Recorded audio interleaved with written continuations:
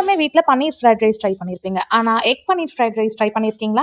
வாங்க இன்னைக்கு எப்படி செய்யறதுன்னு பார்க்கலாம். இதுக்கு நான் ஒரு வடை சட்டியில் கொஞ்சமாக எண்ணெய் ஊற்றி 3 முட்டையை உடச்சி இதில் ஆட் பண்ணி நல்லா வதக்குங்க. கூடவே கொஞ்சமாக உப்பும் பெப்பரும் ஆட் பண்ணிவிட்டு நல்லா மிக்ஸ் பண்ணிவிட்டு இது கூடவே நான் ஒரு பெரிய வெங்காயத்தை ஸ்லைஸ் பண்ணி வச்சுருக்கேன், அதுவும் இதில் ஆட் பண்ணிக்கலாம்.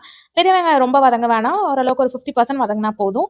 இது கூடவே நான் இன்னைக்கு 1/2 கப் கேரட்டும் 1/2 கப் பீன்ஸ் வச்சுருக்கேன். கூடவே 1 கப் முட்டைகோஸ் கட் பண்ணி வச்சுருக்கேன். அதெல்லாமே இதில் ஆட் பண்ணி நல்லா மிக்ஸ் பண்ணுங்க.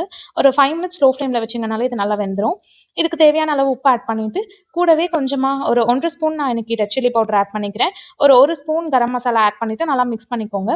மிக்ஸ் பண்ணிவிட்டு ஹாப்பிமா ஃப்ரைட் ரைஸ் மிக்ஸ் ஒரு பேக்கெட் வச்சுருக்கேங்க, அதை இதில் ஆட் பண்ணிவிட்டு ஒரு ஸ்பூன் நான் சோயா சாஸ் ஆட் பண்ணிவிட்டு நல்லா மிக்ஸ் பண்ணிக்கிறேன். இப்போ இதெல்லாமே நல்லா மிக்ஸ் ஆகி வந்தோடனே நான் பாஸ்மதி ரைஸ் இப்போ இதில் ஆட் பண்ணிக்க போகிறேன். ஆல்ரெடி இதை நான் குக் பண்ணி ஆற வச்சு வச்சிருந்தேன். அது இப்போ நான் இதில் ஆட் பண்ணிவிட்டு ஸ்லோவாக கலந்து விட போகிறேன். இது நல்லா கலந்ததும் உப்பு செக் பண்ணி பாருங்கள். உப்பு கரெக்டாக இருந்துச்சுன்னா விட்டுருங்க, கம்மியாக இருந்தால் இந்த ஸ்டேஜில் ஆட் பண்ணிவிட்டு நான் மிக்ஸ் பண்ணிக்கோங்க. பன்னீர் சில்லி எப்படி செய்யறதுன்னு நான் ஆல்ரெடி ரெசிபி போட்டிருக்கேங்க, அந்த ரெசிபியோட லிங்க் நான் டிஸ்கிரிப்ஷனில் ஆட் பண்ணுறேன். இந்த வேக வச்சு வச்சிருக்க இந்த பன்னீர் சில்லி நம்ம பொரிச்சு வச்சிருந்தோம் இல்லைங்களா, அதுவும் இதில் ஆட் பண்ணிவிட்டு நல்லா மிக்ஸ் பண்ணிக்க போகிறேன். மிக்ஸ் பண்ணிவிட்டு சூடாக சர்வ் பண்ணிங்கன்னா சூப்பரான எக் பன்னீர் ஃப்ரைட் ரைஸ் ரெடி.